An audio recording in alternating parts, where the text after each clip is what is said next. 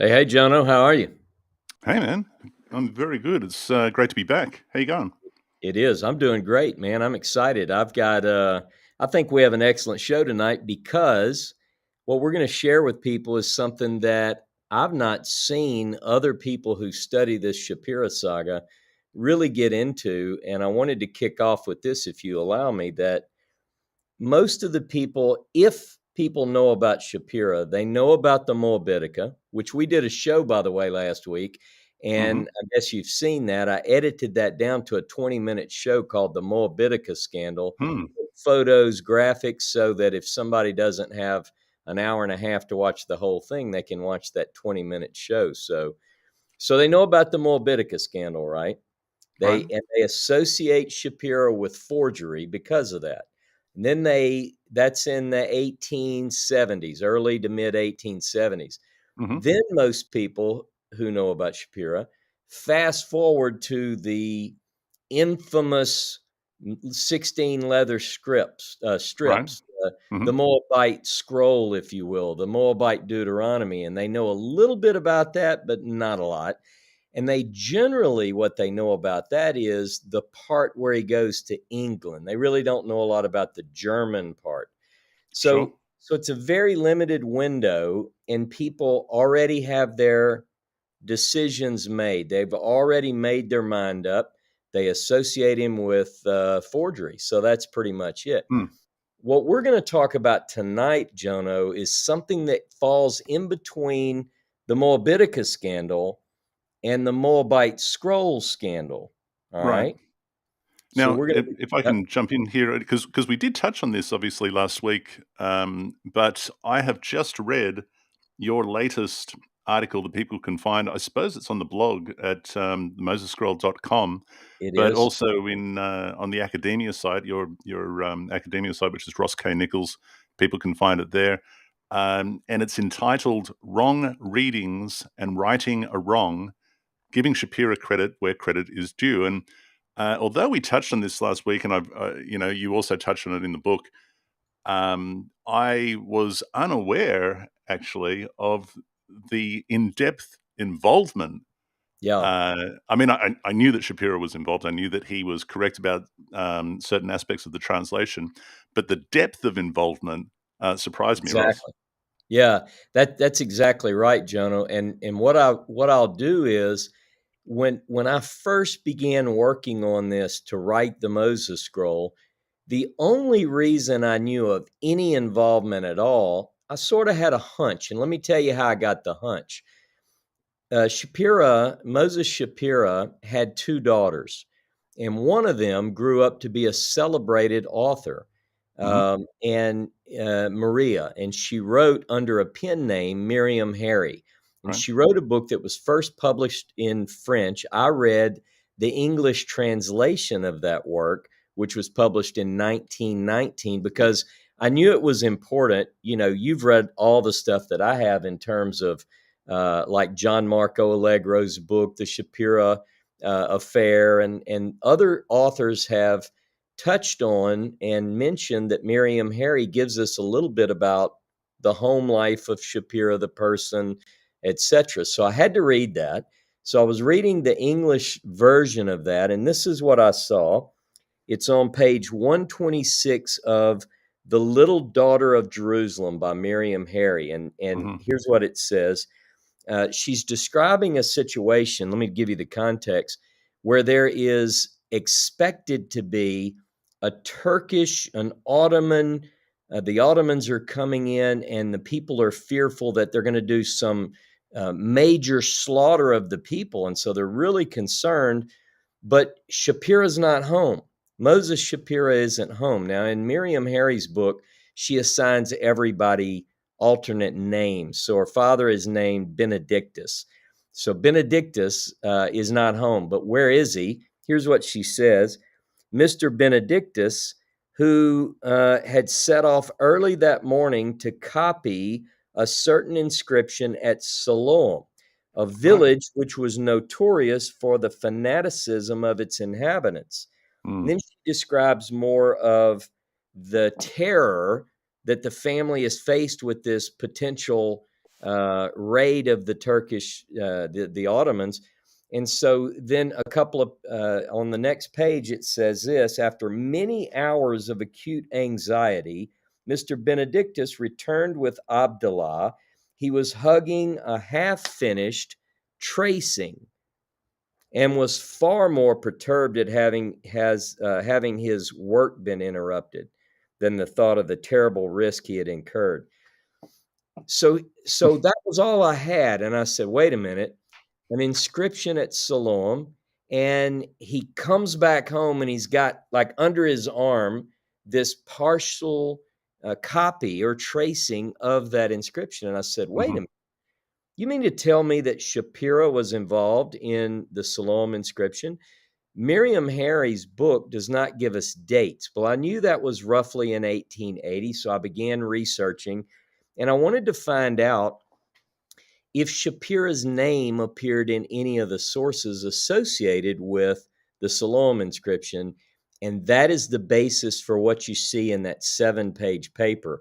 I've had a lot of this research done for a while, but what we find is that the Athenaeum paper and the Palestine Exploration Fund Quarterly is jam-packed with all this information.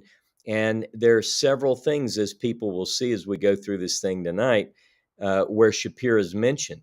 But then I have to add one more piece of research that I had to do. I realized that because Goethe is German, and because so many of the brilliant scholars at the time that were working on the Siloam inscription are German, that I had to go in and translate all of these academic papers, which people will see footnoted in my work that's posted on the blog, etc. So let's talk a little bit about Siloam, Jonah. What do you want to do? Let's get into this and share how instrumental he was in this. Let me just ask you a quick question before we do that. Was in producing this this paper, was there any new information that you had come across? Because there's a whole lot of stuff that I didn't know reading through this. Was in translating these sources, was there anything that was new to you? Absolutely, absolutely. And so when I wrote the book, when I wrote the Moses Scroll, I only knew a little bit. Now, it's a powerful point. It was one of the points that you mentioned in the monologue when we kicked off, and that is that Shapira was very much a part of this, and he was even complimented. We'll get to this in a little while. By Claude Condor, who was a lieutenant Claude Condor at the time. But that was really all I knew at the time, because it was the only thing really available in English sources that I found at the time I was writing. But I found more later. Yeah. Now that is to say that as far as I was aware up to this point, Condor was the only one who formally attributed a correct reading, or being the first person to interpret correctly, to Shapira. Yeah. Whereas Sayce and so forth rather eventually admitted faults and attributed correct reading to Goethe. Yeah. And you've done an excellent, I think, you've gone a long way to return the credit to Shapira, and I think your article certainly makes the case. Well, and one thing just to kind of highlight and underscore what you said, again, most people don't really know this material about the Siloam inscription and Shapira. They skip right over it. They go from the 1870s to the 1883-84. Remember, the Scroll Saga, really, the bulk of that takes place from March of 1883 until March of 1884, when Shapira is found dead in his hotel room. What happens is they just jump right past this. So let me quickly go through some of these points leading up to Shapira's known involvement, at least according to our sources, because what I want to try to do is place what I read in Miriam Harry in the timeline, because that's what I'm really trying to build here is a timeline. And we Hmm. know certain dates for sure, but others we have to kind of find our way as we put together the pieces. It's like a major puzzle that we're working on.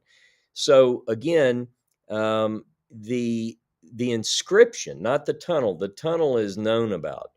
Hmm. 1838, we have references to, the great explorers in Israel going through the tunnel. They know about this tunnel. But the inscription is found in 1880 in the month of June by Jacob Eliyahu. We talked about that a little bit last week. We'll just touch on it Hmm. again.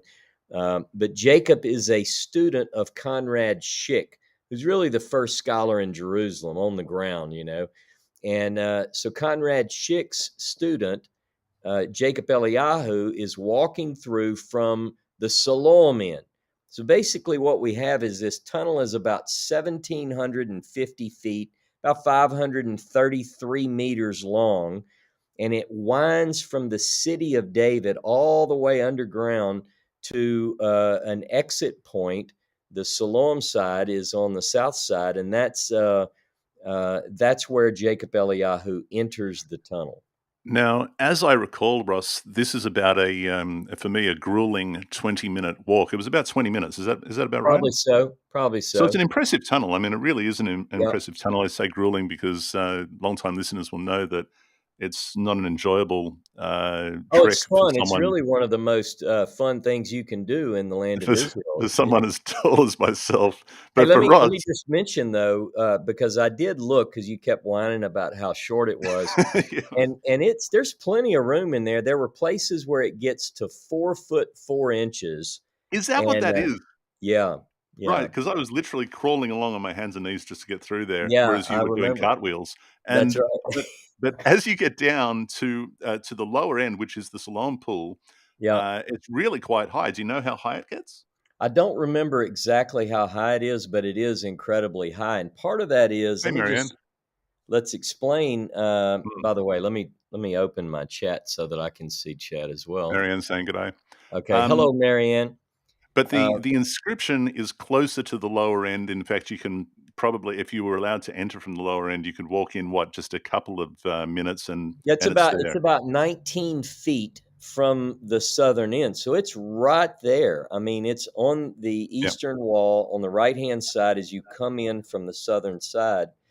Okay. And there it is. Well, there it was. It's been removed, but that's a whole nother subject. But Hmm. so Jacob Eliyahu stumbles. The stories vary slightly, but the bottom line is as he makes his way back up, he sees on the wall what he's pretty sure that this is some sort of inscription, some kind of ancient inscription. So he goes back, tells Schick.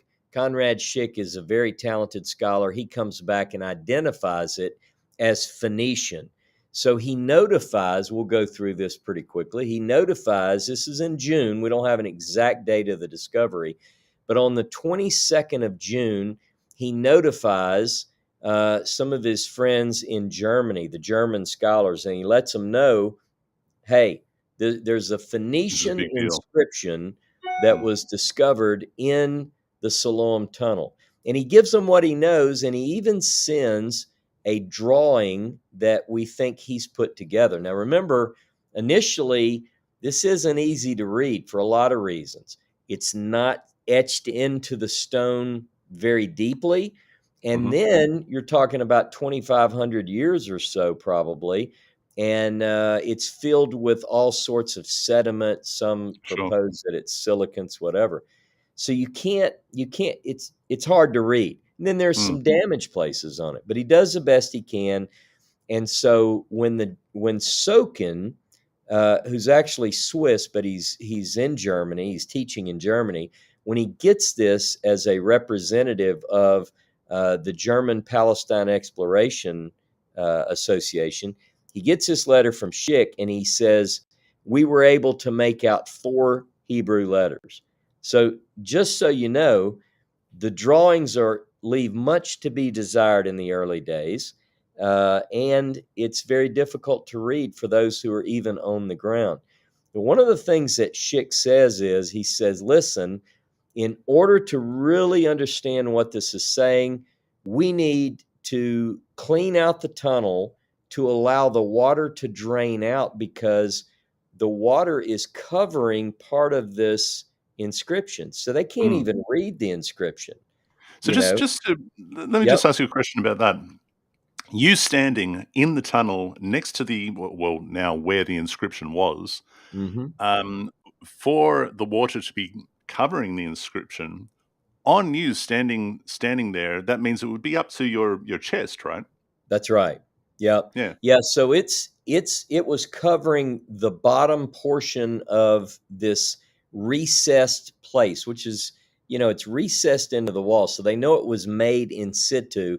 Whoever made this made it in the tunnel. They didn't carve a slab and then mount it to the wall. And Mm, on the west side of the wall, directly across from where the inscription was discovered, there's a niche carved out where an oil lamp was probably placed by the initial person who engraved this. Now, sure. Schick doesn't know, because he can't tell how far down the inscription goes. He can only make out that there are a few lines, and he realizes that the water is over at least some of the inscription. He doesn't know how many lines are under the water. So he knows that this has got to be done. And he says, listen, if I can get some funding, so he asked the Germans about the funding, then, I can make this happen. He says, I'm paraphrasing, but he says, I prefer to work it through the municipality here in Jerusalem. That way they know what's going on. We can be up and on top of the table with all this. Mm, So July the 7th, Sokin publishes this in the Journal for the German Palestine Association. Now word gets out. But listen, it's only the Germans that know about it so far. Now, here's what I believe. I think very early on, and I'll tell you as we get into this why I think this, but I believe that Shapira hears about this real early. mhm, Not only is he married to a German, it's a small community. Hey, word travels fast in Jerusalem, sure. and he gets word. And so he's part of this from the very beginning. He's trying to read this from the earliest place, from the earliest times. Mm.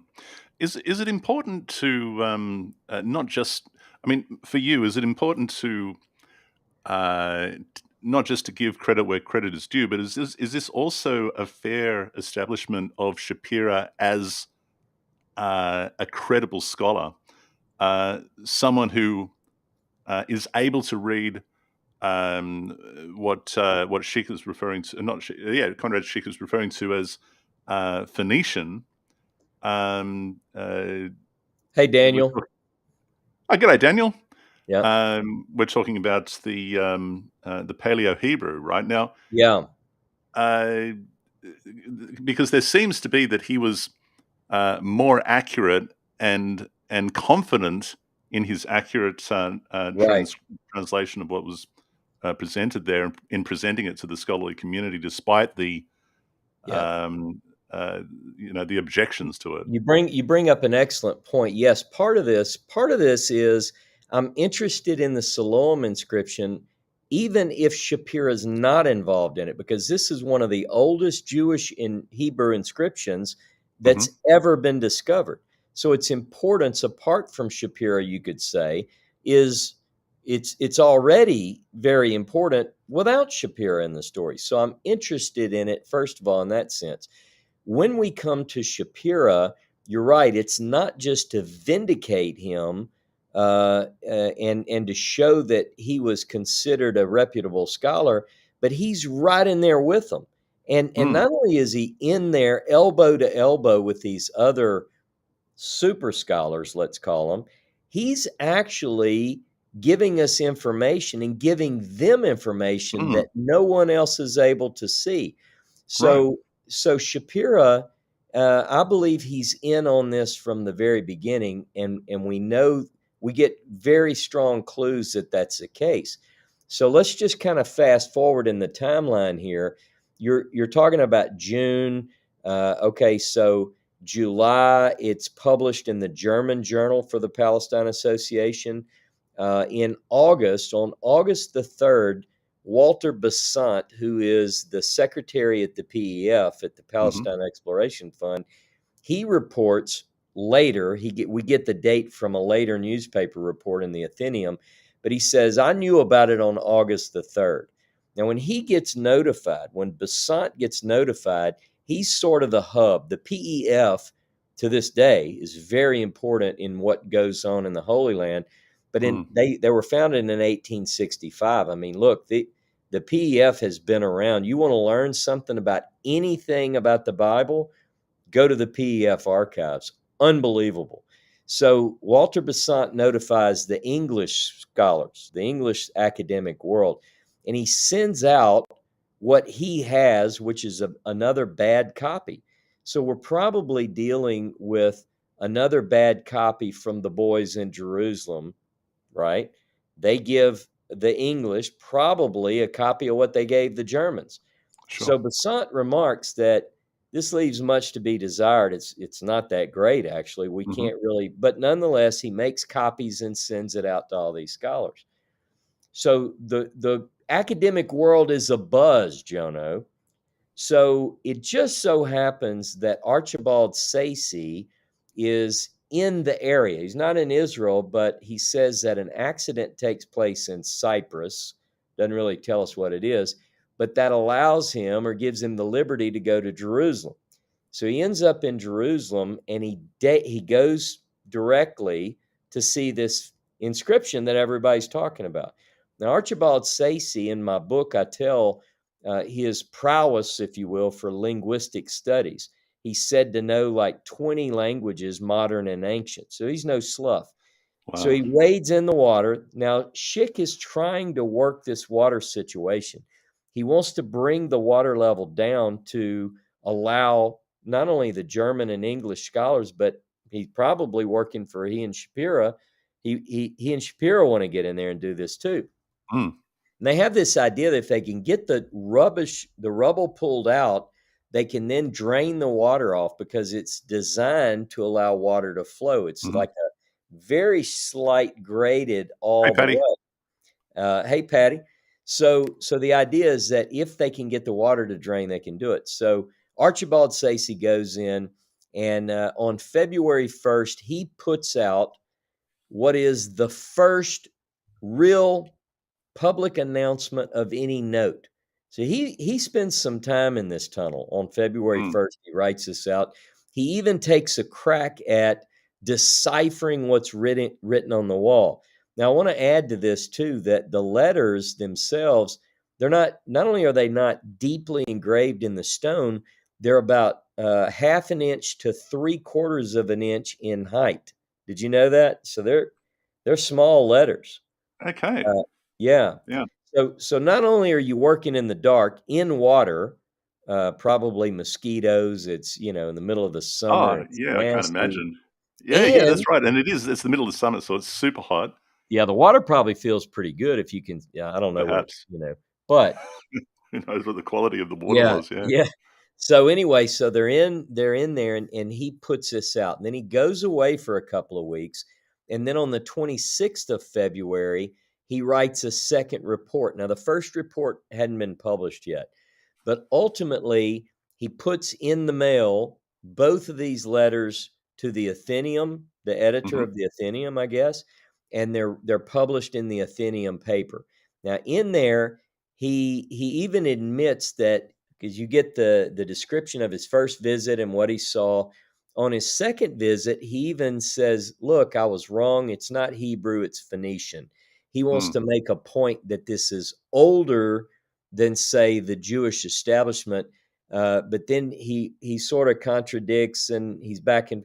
And I'm not ridiculing the guy because what he's trying to do is give scholars the best information. And he says, I think that this could date to the time of Solomon and maybe even David. And mhm, and he quotes Second Chronicles chapter 5, because what he says is in Second Chronicles chapter 5, I believe it's verse 11, it talks about how David had Phoenician workers in and Right. around Jerusalem, right? So he Hmm. says, well, somebody crawled in they're in the tunnel, and one of these Phoenician workers writes this. He lets it fly. Now, now we're looking. Now, remember, it's discovered in June of 1880. We're already into February of 81. Hmm. All right. So you've been a few months already. We're looking at, what is that, 8 months Yeah. Now we're on the from tail the end of winter. discovery. Yeah.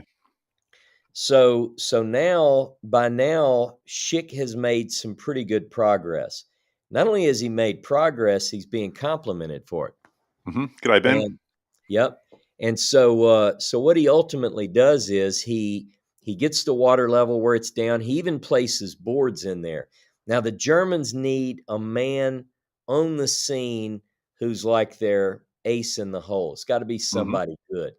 So they take this young guy by the name of Hermann Goethe, and the German Association for the Study of Palestine dispatches Goethe to go, and he's got a couple of projects. He's not just going to deal with the Siloam inscription, but he's going to be doing some archaeological work in the city of David area, Ophel. He got his work cut out for him. But So, he's yep. Go ahead. oh, no, sorry to interrupt, but so it's 81. I recall you pointing out in 83 when Shapira went to Leipzig to meet with Goethe that he was in his mid-20s. Is that correct?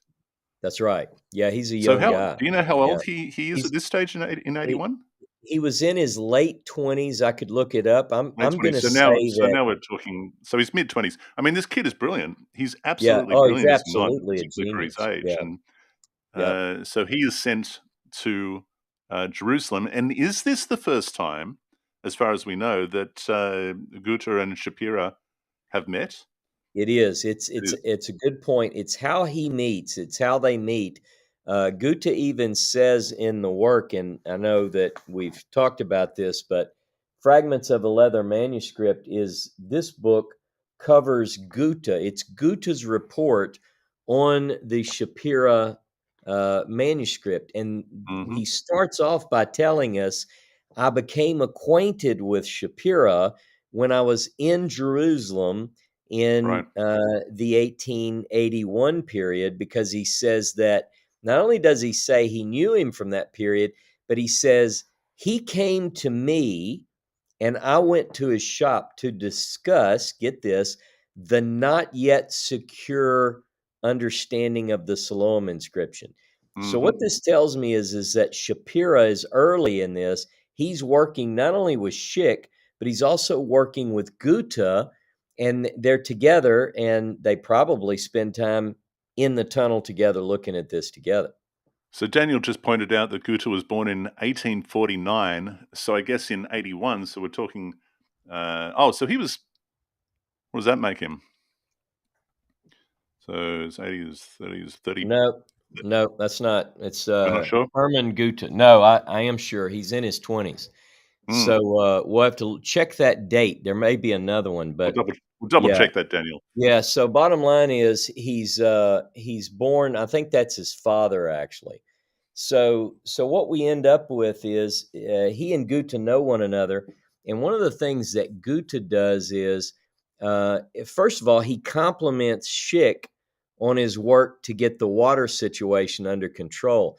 But we know that Hermann Goethe arrives in Jerusalem in on March the 23rd, 1881. March the 23rd, and he spends the 26th through the 31st of March making his first copy. He makes a Hmm. lot of observations, and there are basically three works published in German.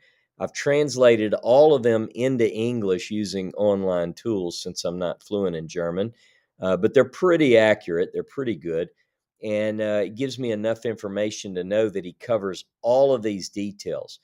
Now, go ahead. Go ahead. You got to No, ask. I have to interrupt you, and Yep. everyone's laying bets as we speak.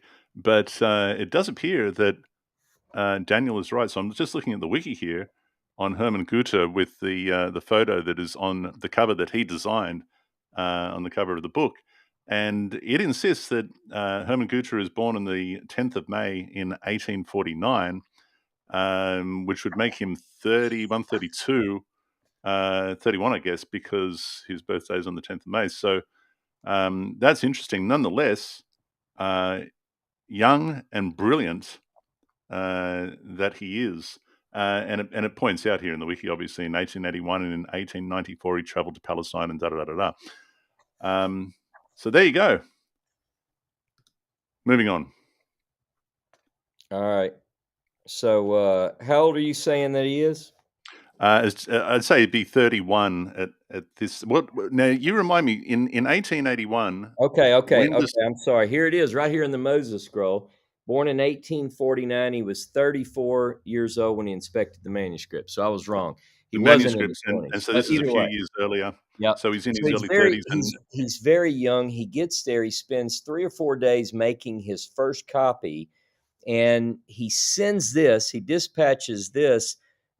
Sends some notes, but he won't send the full work because he doesn't want the Germans to weigh into this. Because right now, Sayce is already the whole world is running with what Sayce says.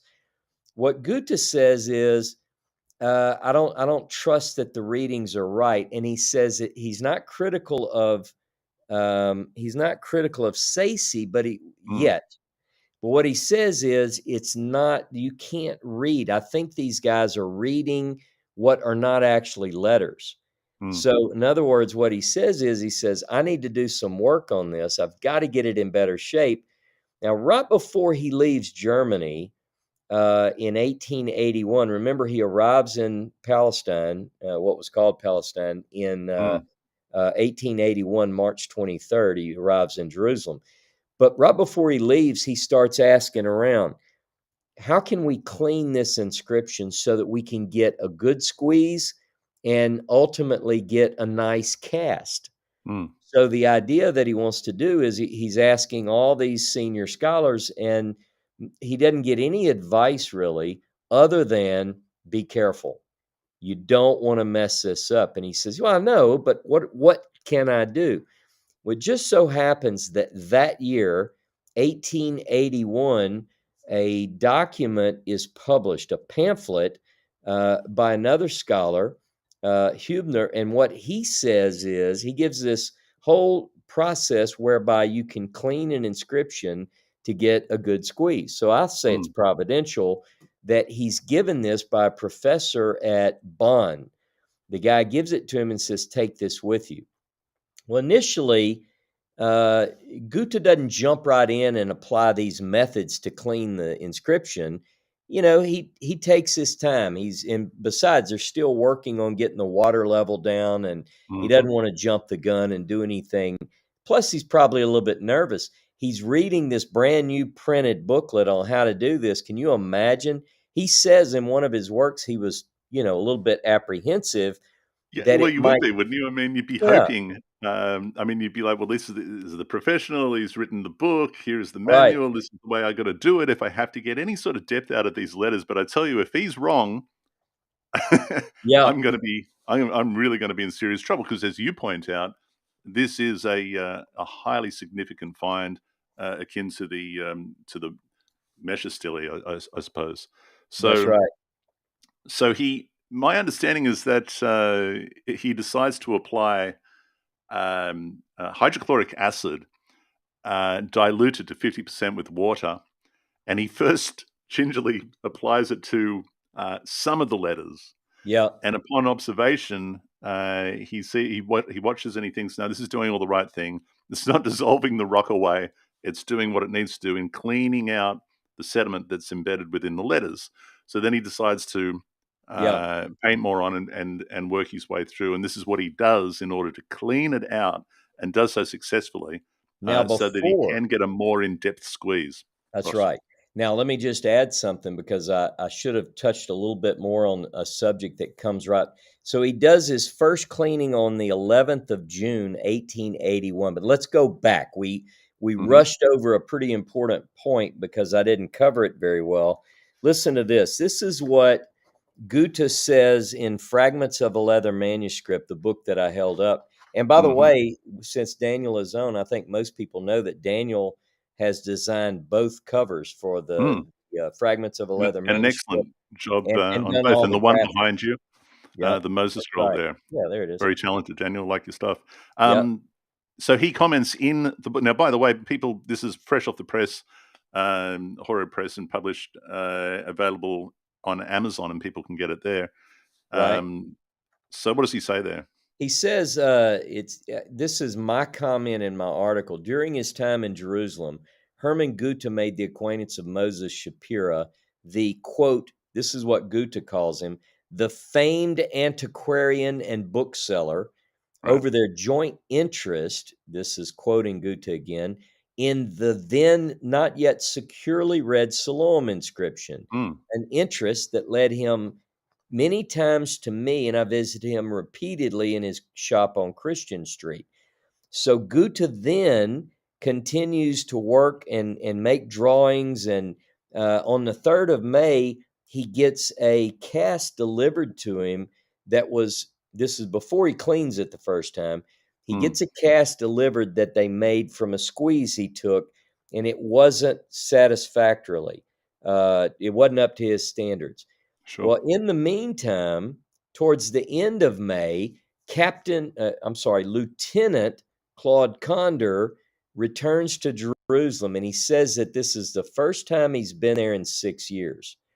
Now, Okay. understand that the world is waiting on pins and needles, or on the edge of their seat, I should say, for the next news out of Jerusalem. And Sayce, so far, is the one person that's filling them in on this inscription. So here's what Claude Condor says. And this is in a report dated the 28th of May. Condor related that Goethe gave him a personal tour of the inscription, and he wrote, "It is thought in Jerusalem that Professor Sayce's copy and translation may prove too hasty to be of any value. Mr. Shapira gives a different interpretation to the text." Now, what does this tell you? Shapira's right there with Goethe and Condor. They're talking about this Mm, evidently. mm, And he says, explaining, this is Shapira, explaining it as referring to the cutting of the tunnel from the opposite ends. This we know was really how the excavation was effected, and Mr. Shapira's intimate acquaintance with Hebrew idiom, as a Talmudist of 20 years' education, seems to render his opinion worthy of consideration. mm. Now, I knew this when I wrote the Moses scroll, but it's pretty important. I mean, everyone knows that if you say, what does the Siloam inscription say? You say, well, it's a plaque that's in the Siloam tunnel, and it's really just telling how the tunnel was built. Now, we take for granted that that's exactly what it is, but guess who the first one to put that point forward is? Moses Shapira. Right. In fact, it's enough of an important thing. Now, remember, Claude Condor is with the PEF, so he's read Sayce stuff. The whole world has read Sayce stuff. But Sayce has not interpreted this to be a plaque which details the excavation and the building of the tunnel from both ends. Can I ask you a question, because you've done an enormous amount of research into the backstory of this whole thing?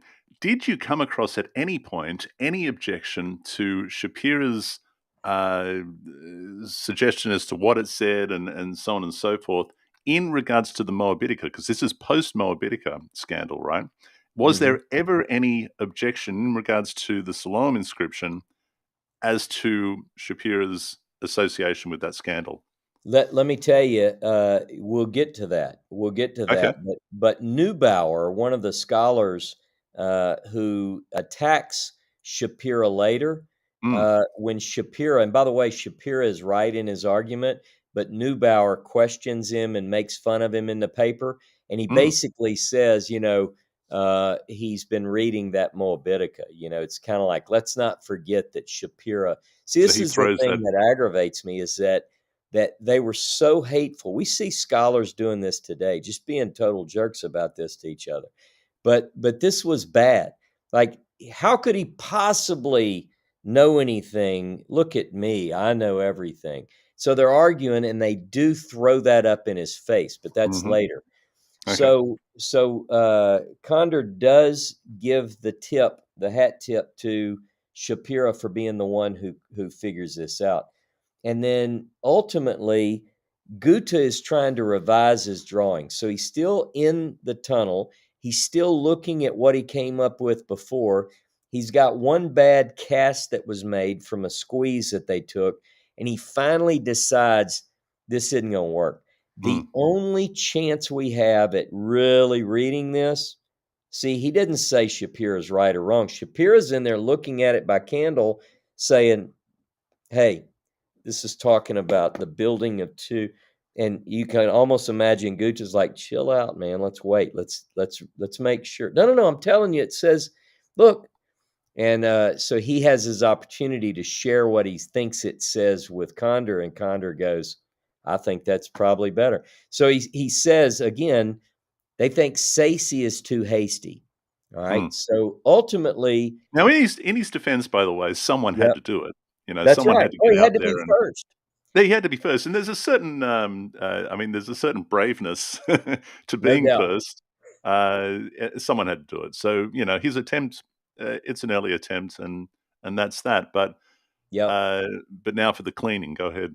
That's right. So June the 11th, he does his first cleaning based on what he read in this report. As you said, it's hydrochloric acid, half diluted with water, and etc. So he continues to work through June, and then at the end of June, like June 22nd, 23rd, he says that they made a lot of progress on the cleaning of the tunnel, such that the last major big rock that was blocking the water, that was slowing the flow down, is punched through, and the water is able to flow through the Siloam tunnel. So now we're in better shape. The water is dropped down. Schick is able, he's now received money from a little bit of money, not lots, but a little bit, which he applies to his work. You have to pay workers and so forth. So they're able to, now they've got a better place. Now, what Goethe now realizes is if that first washing did good, and improved our situation, I think maybe a second washing, because he feels secure, he feels safe about it Mhm. now. So he's ready to do it again.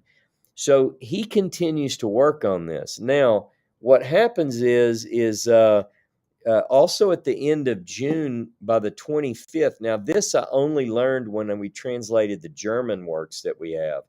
I fed these through, uh, like online tools to translate it, and then I had to tweak it and double check Mm. and use my German dictionary. And I'm taking German on my, these Duolingo Yeah. lessons and trying to figure it out. So, long story short, we find that Shapira on June the 25th sent a note to some scholars in Germany. Now, anybody who studied German, who has studied Hebrew grammar, has probably heard of the Gesenius Hebrew grammar. Mm. Mm. Now, the editor of versions or editions 22 through 28 are done by a guy by the name of Couch, Mhm. Kautzsch. Emil Couch. He's one of the most brilliant Hebraists of all time, but particularly in that time. He's the guy. Shapira he's corresponding with him. And this is what my note says. uh, Couch reported that on 25 June 1881, through the mediation of Professor Strock in Berlin, we received a new transcription of the inscription in Hebrew letters, together with an attempt at an interpretation of the first two lines, Mhm. both from the hand of bookseller Shapira in Jerusalem. And then Couch goes on to thank Shapira and even says that he agrees with some of his readings. But now, in other words, this work by Couch is published later. I've just ferreted out the date, the 25th, from an early part of that manuscript. Okay. It's published after the events have gone. Okay. All right. Hmm. So now we've got, by June, Shapira is corresponding with the German scholars about what he thinks it says. He's making sure that this stuff is getting to the right people.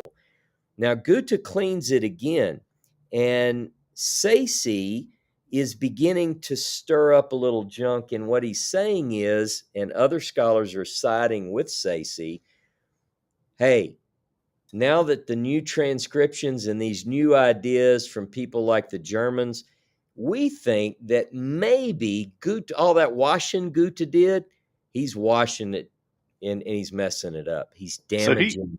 is he suggesting that because he is that Goethe through the washing is exposing cracks and crevices, uh, he's suggesting then that Goethe is reading into the cracks and crevices letters that aren't there? That's right.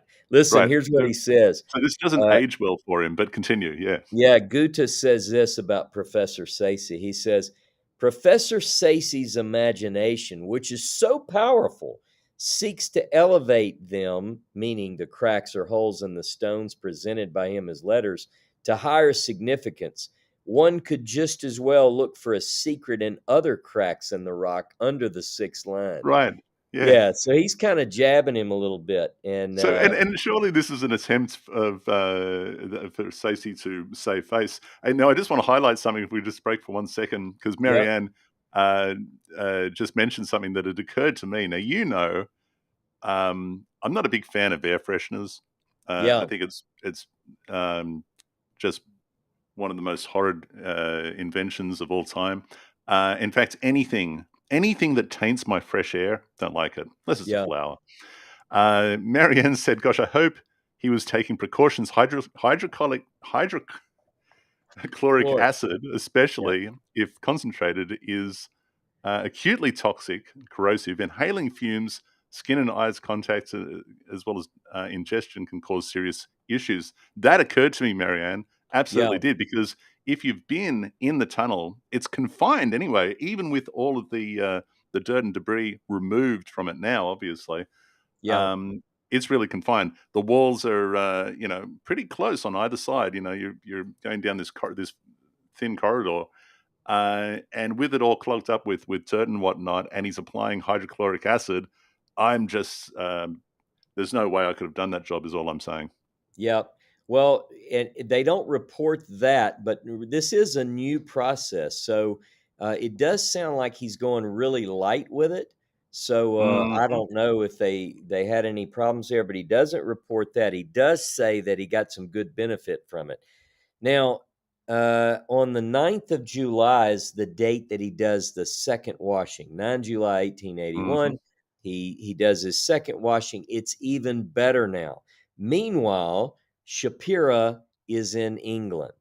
And he, by the way, I know this from studying Shapira, that he always stays at the Cannon Street Hotel when he's in Jerusalem. So here he is in Jerusalem.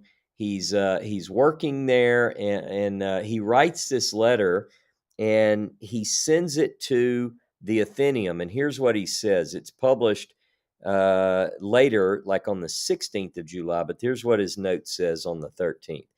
The interest your paper and English readers took in the discovery of the inscription found in the lower pool of Siloam will excuse my writing to you. Neither the attempt of Mr. Schick, nor that of Professor Sayce, nor that of Dr. Goethe who has been sent out from Leipzig by the committee of the Deutsche Palästina Verein to Mm. copy the inscription, has been successful. I myself tried 3 times, so we know he's been working to get a good inscription here, and found that I was only making every time another blunder.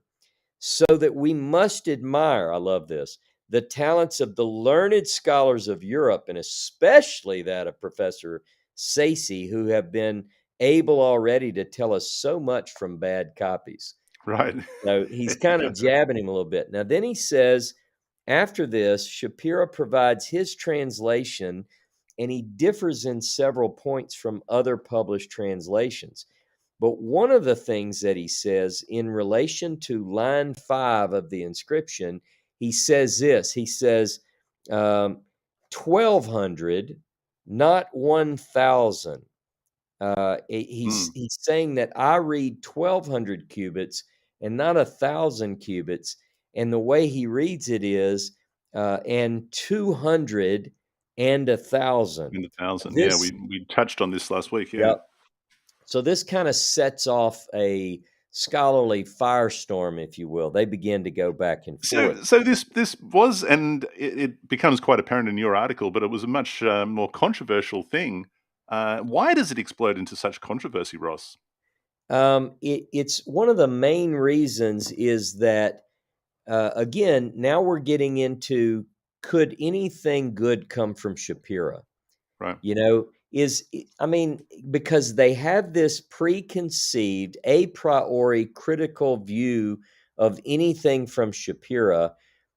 His reputation is not the best because of Hmm. this association from the Moabitica, etc. Hmm. And he's not part of the club, honestly, Jono. He's not an esteemed scholar from one of these major universities, evidently, and I think they hold all that against him. And they plus again, Sayce is very reputable. So here Shapira comes in, and he says something different than Sayce. Well, who would you believe? You know, you can almost forgive the fact that people say, I don't know, man. I mean, Sayce said that. So Neubauer weighs in, and they one of the things that Neubauer says is, he says, listen, it's not customary in Hebrew, in biblical Hebrew, to put the hundreds before the thousand. Mm. And so that's one of his main arguments. And he's right in some sense. It's not common in biblical Hebrew. Most often you'll see the thousand and then the hundreds. And that's the way you typically encounter it. But we do have one exception, and that is in Numbers chapter Numbers chapter 3. 3, verse 50. Mm. Now, here's something that Goethe wrote on the 14th of July in a paper, the English translation of which, this is in my paper, it's called About the Siloam Inscription. And he says, I've seen some other copies here in Jerusalem. Mr. Shapira, in particular, was kind enough to let me see the one he had prepared, which also contained Professor Sayce's variants and conjectures. And then he goes on to say that what he's seen from Shapira, he says, I think that my readings are more accurate. And truthfully, they were. When you look at the total, because Goethe is very careful. We know this from other works that we've studied. He doesn't release anything until he's totally he when Goethe publishes, you can't get it any better, Jono. It's as good as it can get. Now, I want to add that when Sayce first published in February of 1881, he makes the comment that I don't think it can get any better. But Goethe doesn't publish until a long time after that, because he's convinced that it's not time to publish until it's perfect. So anyway, by the time Goethe publishes, he's got it really nice. Mm. Neubauer objected to the 1,200 cubits. Here's what he says. Mr. Shapira, this is the week after Shapira's appears in the Athenaeum, Neubauer says, Mr. Shapira was probably misled. 200 and 1,000 in line 5, and he answers himself, why does Mr. Shapira write 1,200? Because 200 and 1,000 is not Hebrew. Thousands always come before the hundreds. I could point out other irregularities in Mr. Shapira's reading. And then he says, of the words 200 and 1,000, this is what Shapira responds the next week. I have only to say that I consulted about them the most eminent Oriental scholars in Berlin and Leipzig. They all think that, although it's not usual Hebrew to put hundreds before the thousand, it is nevertheless possible, and that this is the real reading. And he certainly does put that out, and It and he's well, right. back to my point earlier, I mean, this does go a long way toward the credibility of Shapira, but it also seems to establish the bickering and the attitude, the general bickering and attitude that you experience within the academia of the day, Yeah. which certainly backs up the way that he was treated in as far as presenting the scrolls in 83. Yep. It turns out, obviously, that Shapira's reading is correct in many respects, and that which he was rubbished for was done so incorrectly. Um, it's Just like I did Daniel about the date on Goethe's birth, right. just quickly objected, and he was right. So what I should have done is said, well, I don't know, let me do the math here, but that's just it. I'm not good at math, so I thought it was the wrong guy. Now, you know what? Just on that, just stepping off that, Yeah, I think we're confused with Meyer. I think Meyer's much younger than Goethe, is he not? I don't know, but And we're not going there, I Jono, suspect. But because anyway, yeah, yeah. Daniel just said one wonders if the grammatical rules that offend the thinking of moderns were so rigorously adhered to in this ancient proto-Sinaitic period. One does wonder. Hang on. The facts were inscribed. Oh, What? the rules Listen to around the this. ordering of the numbers. Yeah. What? There you go. I just put his comment up there. Oh, you're clever. There we Yeah, go. how about that? One wonders if the grammatical rules that offend the thinking of moderns were so rigorously adhered to in this ancient proto-Sinaitic period. And here's his second comment. I mean, the fact that folks were scribbling at all, scribing at all, was somewhat unique. Rules around the order of numbers or things seems to me that would develop over time. Hmm. So the idea, this they made a big deal about it, but what happens is that Goethe is quick to point out, wait a minute, you can't say it's not biblical Hebrew because Numbers chapter 3, in fact, does have the order that we see here in the Siloam inscription. So one person who picks up on the reading is Goethe, and he doesn't need Shapira to tell him that. He's seen it as well. But Sure. when you look at Couch and Strock and these other Germans, they've received word that the 1200 as opposed to the 1000, what Sayce reads, is the actual reading. Now, some people listening might think this isn't a big deal. And in the grand scheme of world events, maybe not. But in the biblical debate of the day, this was huge because uh, Shapira just made the comment, look, I see that it says 1200, and they jumped on him and said, you're wrong. Neubauer brings up the idea that, he's seeing things. Now, listen to this. It gets worse. Um, he continues in my paper. I have this as well. Um, Mr. Shapira's 1,200 cubits would show that its constructors couldn't measure correctly. In other words, they're saying it's got to be 1,000.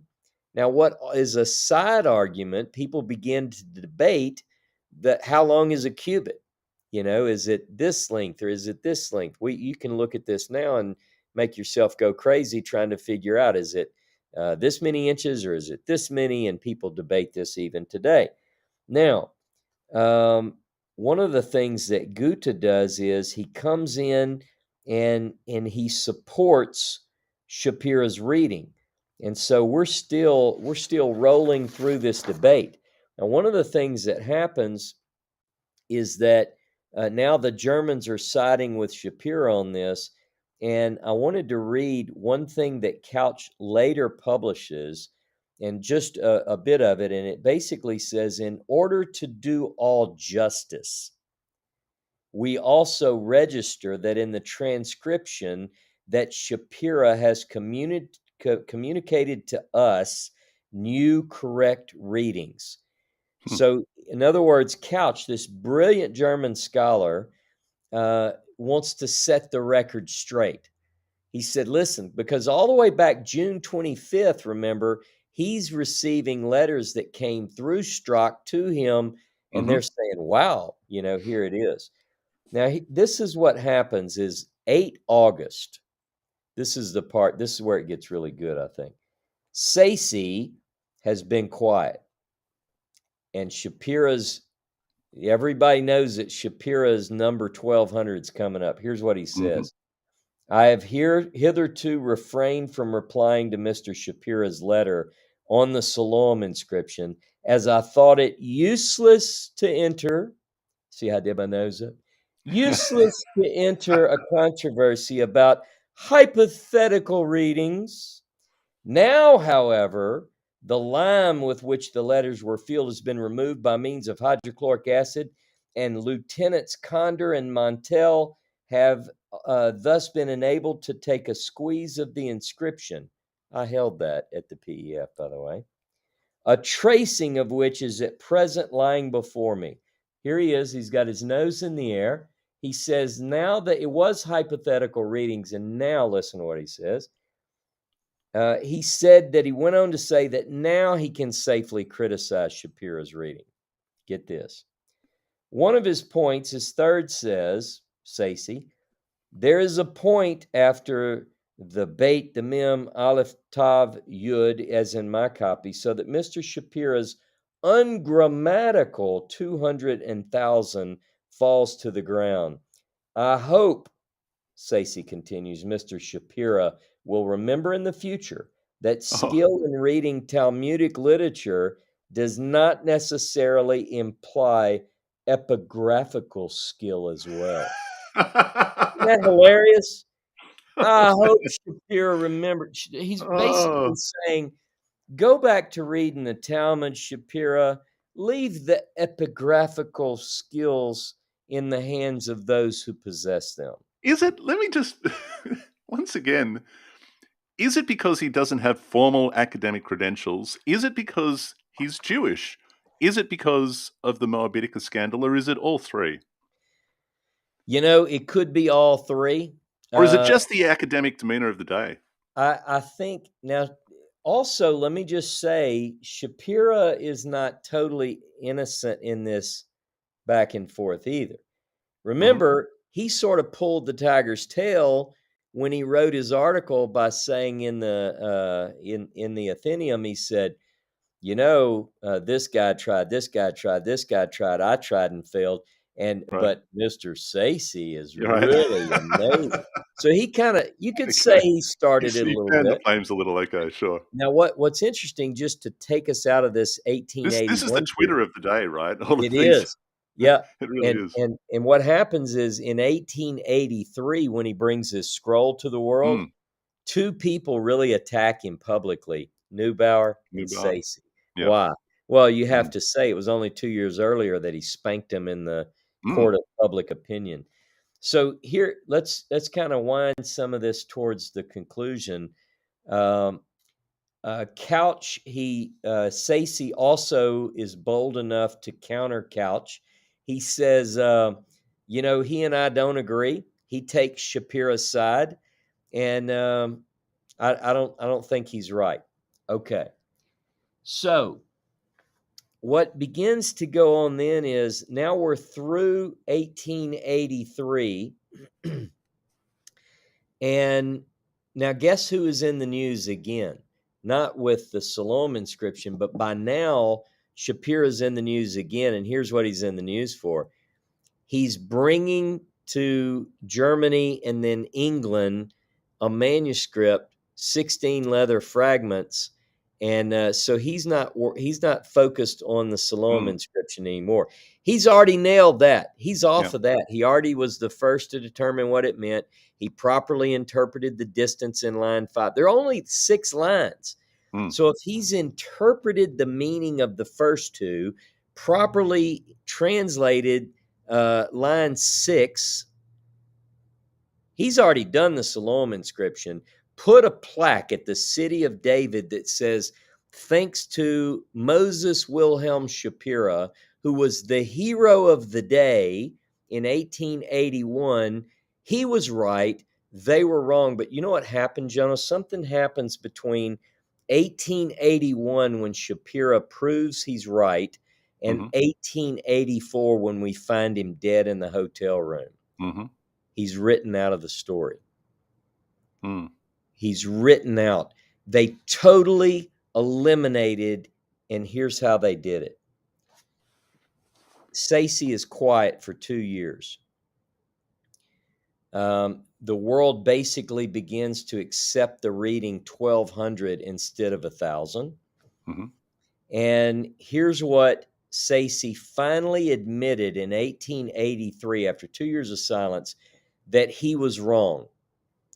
And he said, there is no doubt, the cast leave no doubt that I was wrong and Dr. Goethe right. Now, Don't you love that? Here's my Oh, comment. my word. This is my comment.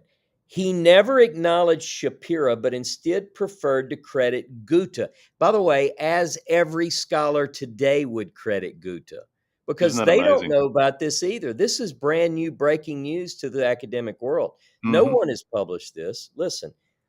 But instead preferred to credit Goethe with the reading, even though Shapira first published it. Everyone knew it, including Goethe.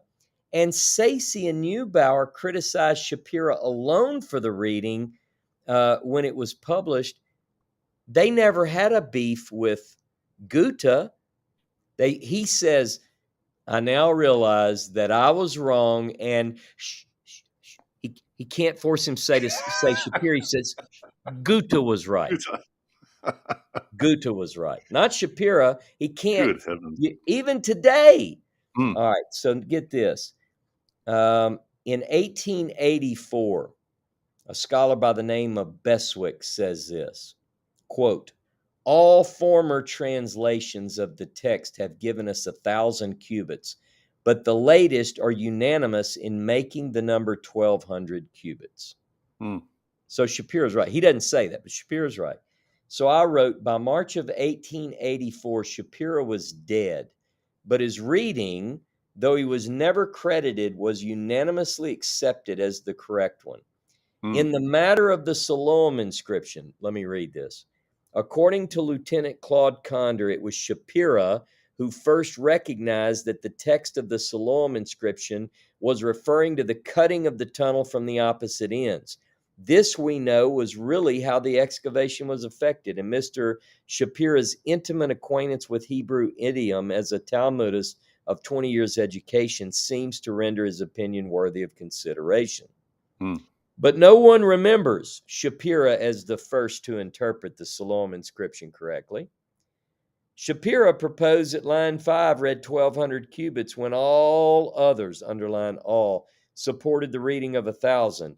Even after Shapira's reading of 1,200 was beyond doubt, he never received recognition as the one who read line 5 correctly.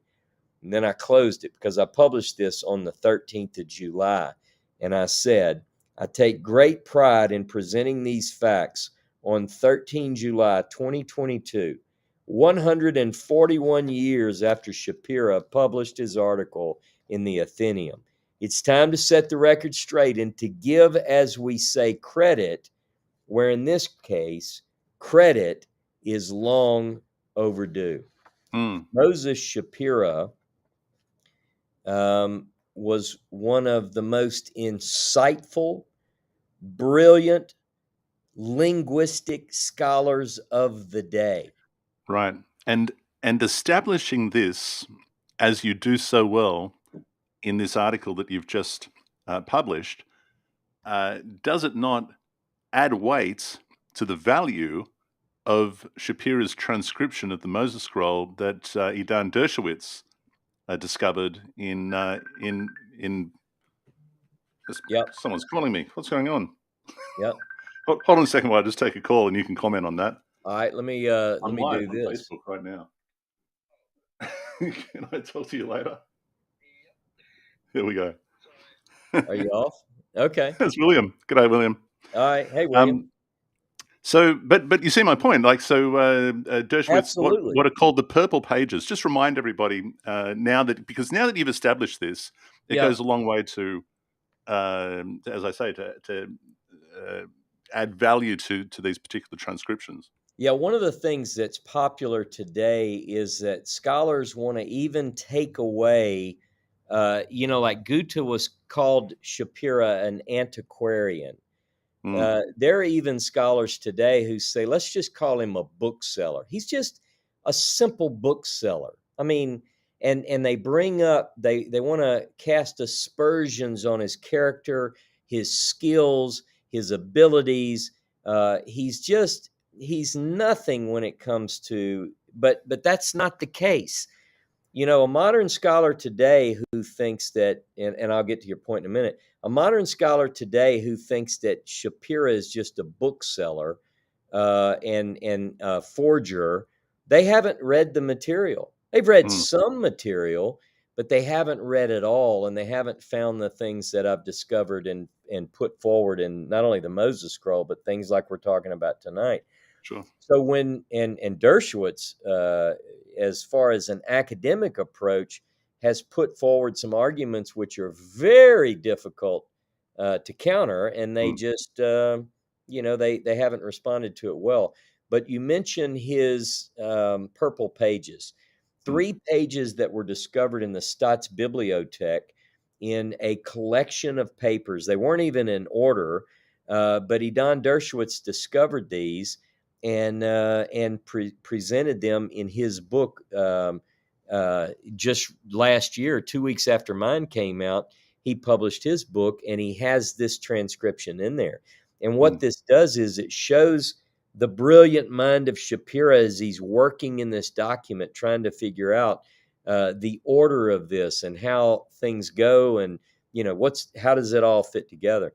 So I would say that this discussion we're having tonight is very important because it does show that he was elbow to elbow with the top scholars of his day. And listen to this, Jono. He was right when mm, and where they were wrong. Now, what does mm, that say? Sayce, brilliant. Neubauer, brilliant.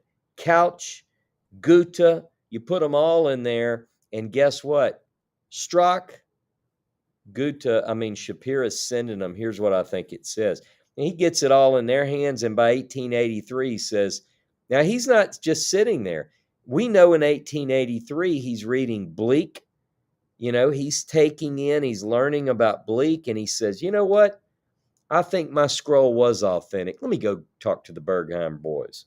He mm, goes and draws it out. He's talking to Professor Schroeder, who's a brilliant Phoenician scholar. He shows him the scroll fragments. Schroeder believes in them. He said, this is beautiful Phoenician script.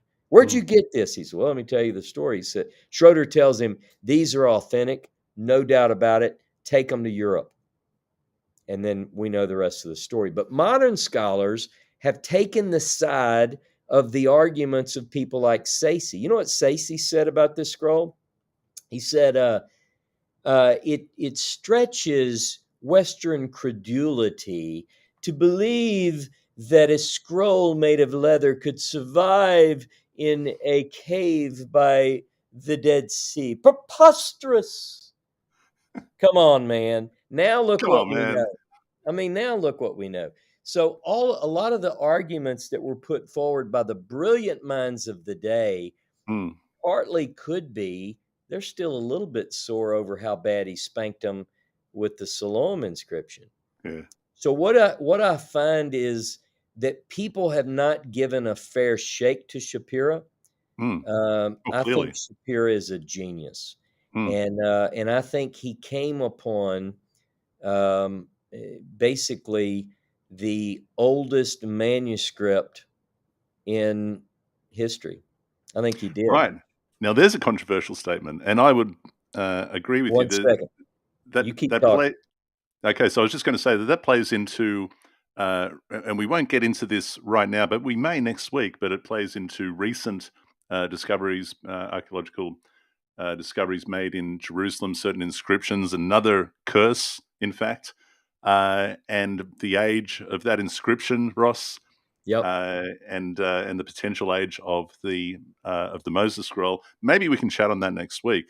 Yeah, I'd love But it's to. a bold statement to make, that which you just made. Yeah, it is, and some people might think, well, you wrote a book, and look, the only reason I got interested in the story was because I read the story from someone who believed it was a fake. But the description of the whole story made me think I need to go look at the data. I need to look at the articles that Mm, these other authors are deriving this from. And I had other people around me who are also studying this that I've covered in the acknowledgments. mm, We know the Tylers, James Tabor, Matthew Hamilton. We met Yoram Sabo. Read everything that I and we could find on the subject, and then I was already looking at the idea of what did Moses write, and the two converged. And one of the things that I thought was, what does this text say? So I was so excited that it was published in transcription form. At the time, I didn't know about Shapira's. Edan found that. mm, All I had when I published the Moses Scroll was Ginsburg, mm. his transcription that was published in the Athenaeum in 3 installments, and Gutta and Meyer in fragments of a leather manuscript. But what most people don't know, as I pointed out at the beginning of this, is they know about the Moabitica a little bit, but they don't know that story either. I'm writing a book on that to show them what Mhm, the sources say there. They know about the failed attempt of Shapira to pull the wool over the world's eyes in 1883, but they don't know the Siloam inscription story, and they don't know all of the positive things about the scroll that have been discovered. And to this day, those who want to counter, say, Edan Dershowitz's linguistic profile of what he calls the valediction of Moses, those points still haven't been contested to the point where they've been disproven. And you have people like Benjamin Sass, a linguist in Israel, and mhm, he says it's authentic. We have Finkelstein even leaning towards authenticity on Rolston's blog. mhm. I mean, there are things that just it's not so easy to dismiss. Now, you know what the easiest thing, we've discussed this before, is they say, well, you don't even have the manuscript. Well, that's true, but we're looking, Mm. we're looking, and And they don't have it either, Ross, no, so they how can don't. they? That's right. That's right. There it No. is. So Yeah. once again, boys and girls, wrong readings and writing are wrong. Giving Shapira credit where credit is due. Ross published this yesterday or the day Yeah. before, and it's available on Academia. What's it, academia.edu, That's and right. also the Moses Scroll blog. Is it there as well, Ross? It is on the Moses Scroll blog. Yes. Okay, the mosesscroll.com. If you're into this, it's in more. Yeah, Finkelstein, Daniel. He and Suss wrote a reply on Ralston's blog in favor of authenticity. They both penned this together, which also surprised me. It Yeah. did, and quite, I have to say, quite warmed me to Finkelstein. I have to Yeah. say. And let me just add, I don't want to overstate their comment, but what they were really picking up on is they found it very interesting that one of the yuds, which is represented in one of the drawings that was published at the time, Mm, contains a tick, a certain tick mark in the letter itself that was not known in 1883 when that drawing appeared. It's only known later, and it's known from a very ancient source. So, in fact, Benjamin Sass and Finkelstein write their comment. It's about that, and then Benjamin Sass later published an article. It's available on Academia for sure. I don't know where else it was published, but he says basically this one letter proves it's authentic. Of course, that is countered by Matthew Richelli. I have a lot of respect for Matthew. He's a brilliant scholar, and I think if I remember right, the article that Sass wrote was, "Can one letter prove that this is authentic?" And Matthew's article is no. The answer is no.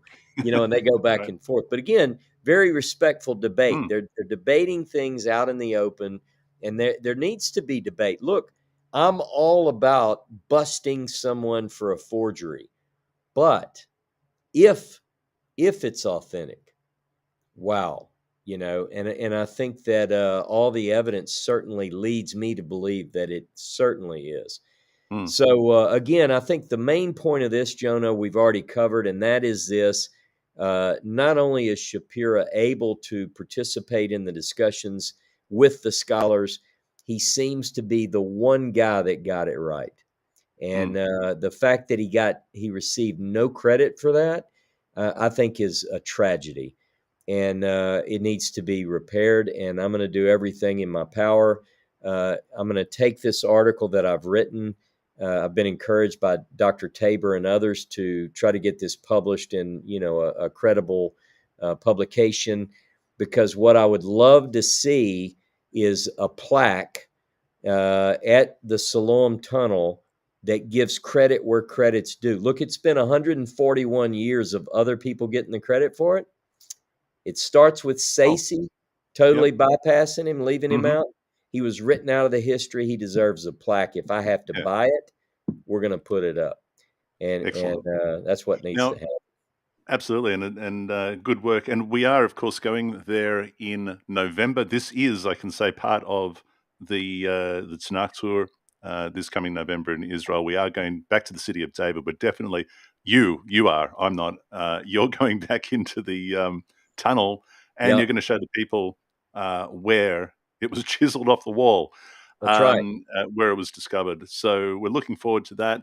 I was going to say Finkelstein is currently excavating in Megiddo, if I remember Yeah, correctly, and that's one of his. Yeah, yeah, yeah, so it may be if we can squeeze it in. I can't remember if it's on the top secret itinerary. Megiddo. In any case, the Tanakh tour coming up this November.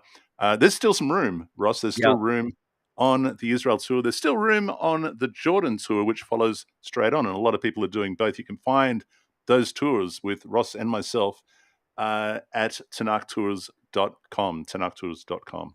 Love Yeah, you to and join us. those that join us, I will walk through the tunnel.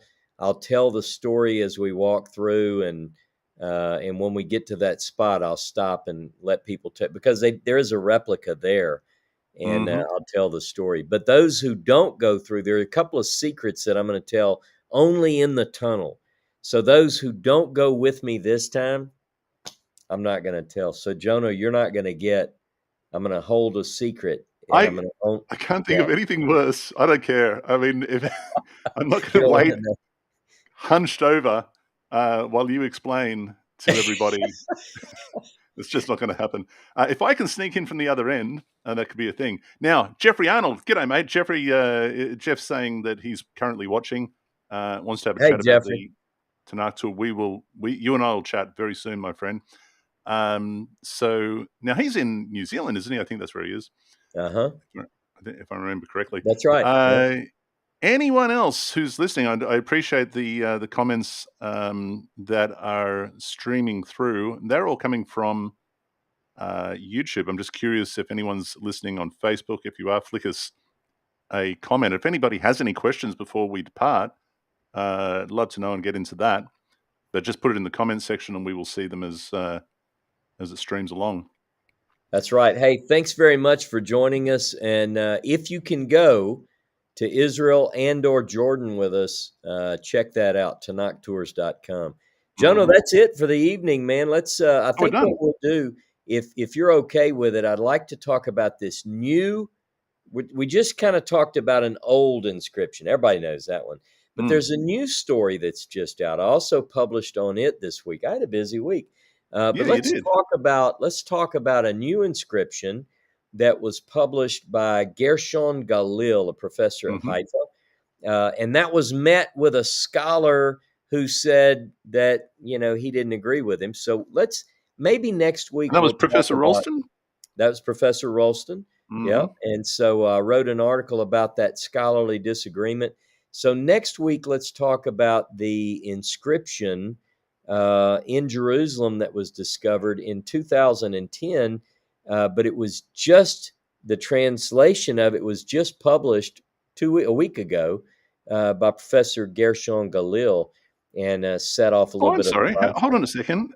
I didn't know that. Are you saying that this latest publish this was originally discovered in 2010? Is that what I heard you That's say? right. That's I right. didn't know that. Okay, so I The really do want to translation. talk about that. I want to Yep. talk about the because it has some really interesting um, speculations in regards to this particular find in regards to the use of ha, the, Yep. Mhm. and the use of vav as a vowel, all this sort Yep. of stuff, which may have some interesting overlay with the Shapira scroll. Really Good. want to dig into that Yep. and talk to you about that next week.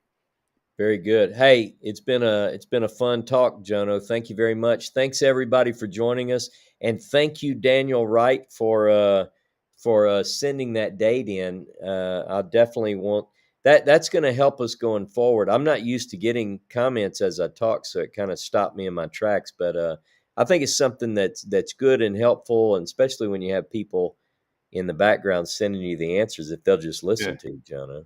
yeah, it's great. No, it's good. Hey, have a Uh, beautiful week, everybody. Thanks everyone for tuning in. We'll be back this time next week, and until then, have a great one.